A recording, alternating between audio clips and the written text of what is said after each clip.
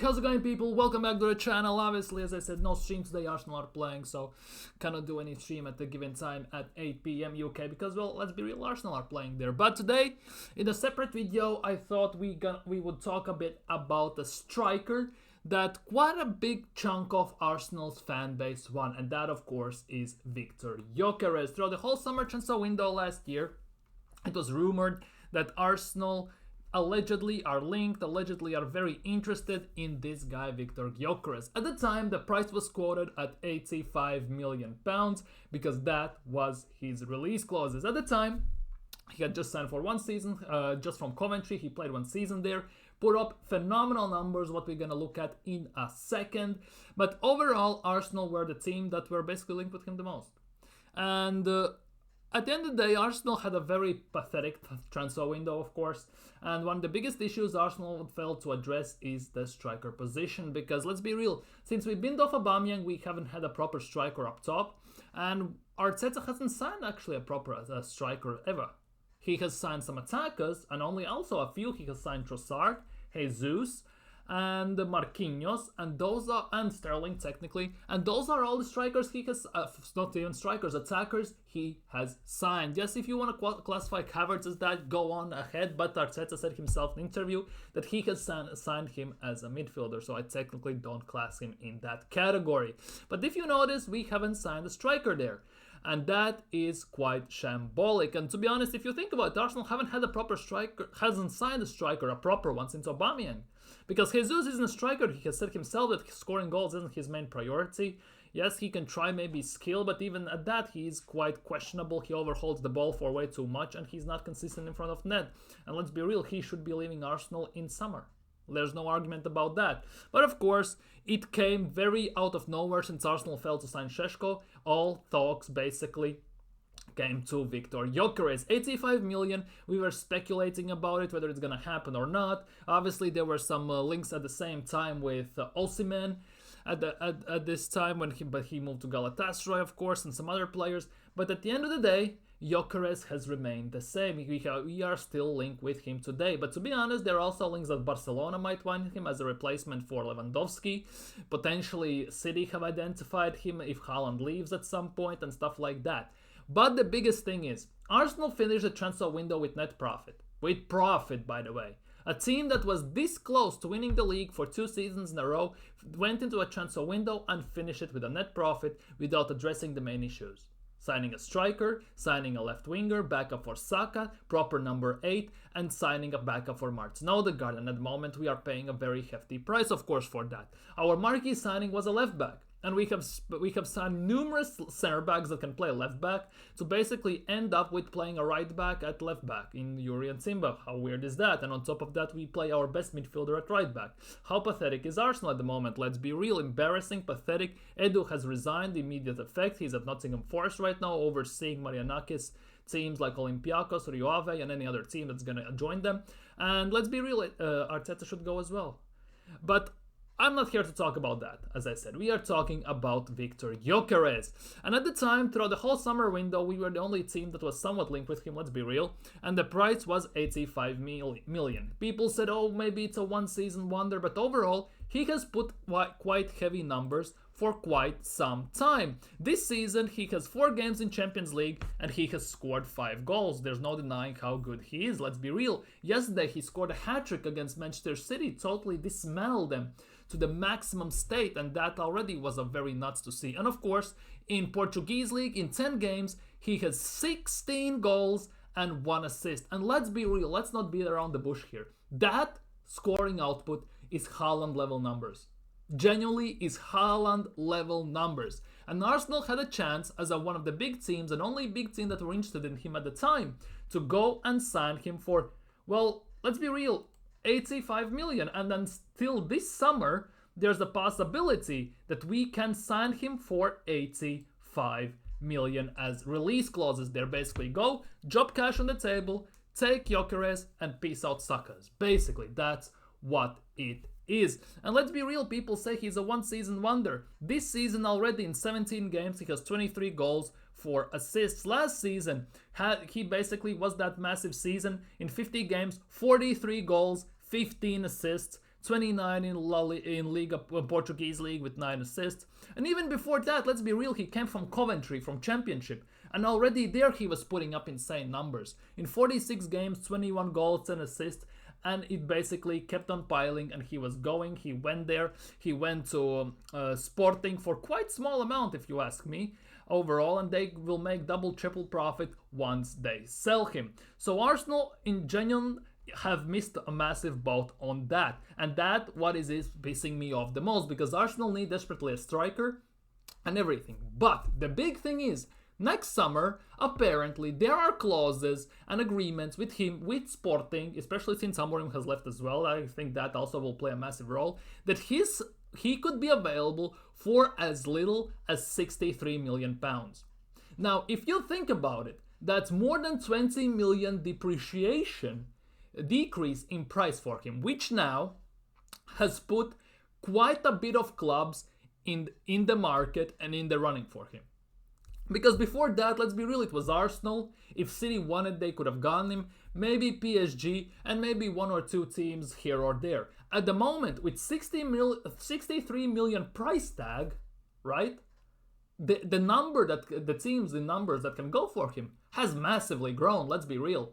Because there is not just, let's just say, Arsenal, Barcelona and other teams, or the usual big suspects, but there are multiple teams who can quite easily, also in Premier League especially, cough up 63 million to go and sign him. Mind you, if Napoli sell Osimhen, they can go for Gyokeres. Inter can afford 63 million for Gyokeres, especially if they sell properly. There are quite a more bigger teams that can go for him.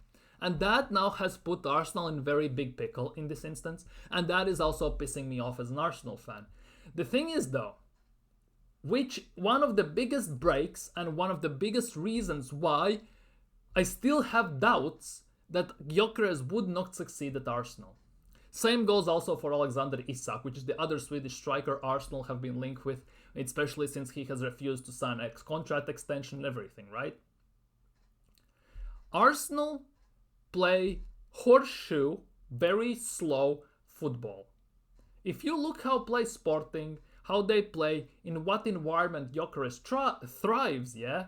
It's basically dropping a shoulder, running off the shoulder of defender. He thrives in open spaces to get the ball in movement. Basically, I'm not saying playing counter-attacking football, but in spaces where he can run in behind, when he can run, receive, give and go, play quick triangles and everything. He has the skill, he has the ability, he has the touch, and of course he has the finishing to do so. He's very good in the air.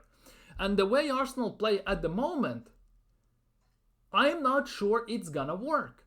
Because if you look at Arsenal 2 seasons ago, when we were playing super expansive, attacking, exciting football, in that environment specifically, Gyokeres would be phenomenal. He would fit like hand to glove.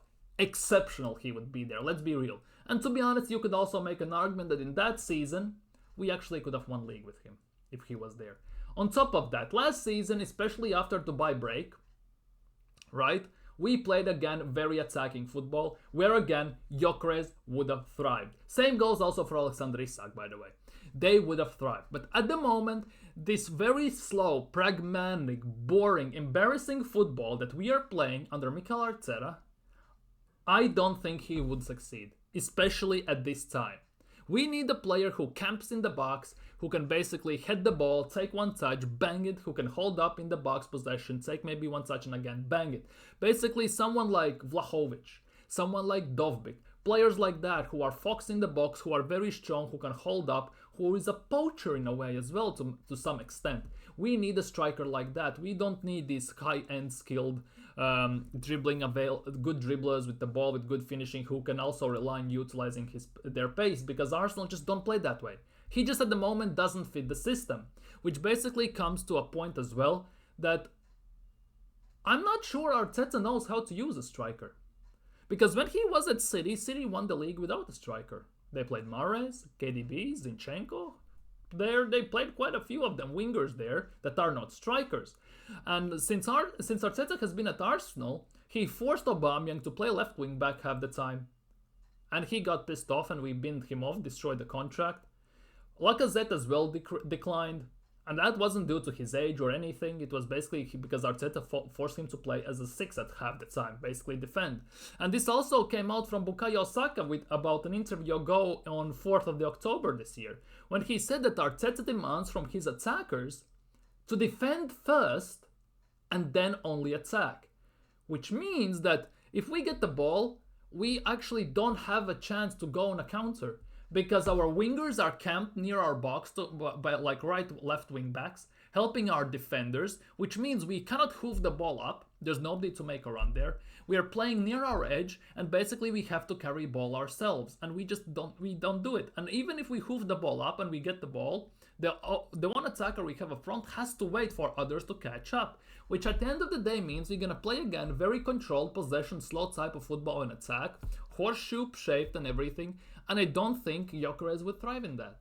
And again, that's the thing. I don't know if Arteta can coach a striker. I have seen no evidence at the moment whatsoever that Arteta can manage him. Arteta could do good with him. Arteta would league even with him. Because me as an Arsenal fan, if I'm looking the way we have played, surely that would mean that if we signed a striker, Arteta would change the system to cater the striker, to make him the centerpiece. But he's not going to do that, because the centerpiece for the team pretty much is Saka and Odegaard. That means that he would be playing the second role, the second string in the team, even if not the third string in a way. Which means, again, we might not use our players in the proper potential. He wouldn't develop. We wouldn't score actually that amount of goals. And everyone would class that signing as a flop. There's more indication to that than actually indication that he would be good, because we have not seen, we have no proof, we haven't got anything. Now, if Arteta resigned, if we sacked Arteta, we played a proper manager who knows how to coach. Even if we had Unai Emery, he was coaching Martinelli to be a striker. Maybe that would have been an answer right now if he was staying here. Because I still believe that Emery, with the backing Arteta got, would have won some much more than Arteta has won right now. Let's be real. So for me, I wanted to get this off my chest, because as an Arsenal fan myself, I'm screaming to get Gyokeres, to get Isak, to get that marksman up top. The thing is though, Arteta didn't sign a striker because allegedly Šeško fell through. We went into that season with Havertz up top. They're top gooners, Arteta only fans, Arteta sexuals and all them men who say that Havertz will score 20 goals in Premier League this season. The thing is though, he even cannot do that. We have Havertz up top, and we actually don't create enough for Havertz. Havertz has these 6-7 things he has to do besides actually being in the box, fighting for the ball, scoring the goal that he does during games. That means he actually does not have a time to focus on scoring the goal. And when he gets that odd chance here or there during games, like he gets 3-4 chances, he's not ready. He's not in the form to score. And then every single Arsenal fan is saying he had an awful game, because he just hasn't been in that position. Which means for me that even if we signed Gyokeres, who I would love to see at Arsenal, Isak, who I would love to see at Arsenal, Tony, Vlahovic I wouldn't mind even at this stage, there's no guarantee that he would thrive.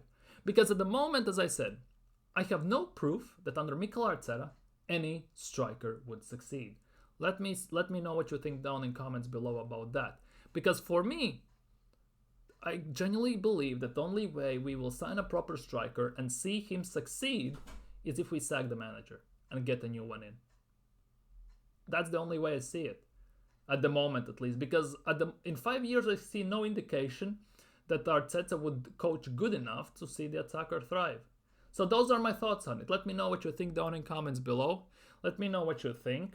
Subscribe, hit that bell, comment, all that good stuff. Enjoy football. Hopefully Arsenal do something, but my prediction is 1-1 if you watched my stream yesterday. See you all tomorrow in the stream for the aftermath after this Inter game. I don't know what to expect. So yeah, enjoy football. Take care. Stay safe. I just had to get it off my chest. And let me know what you think. Peace.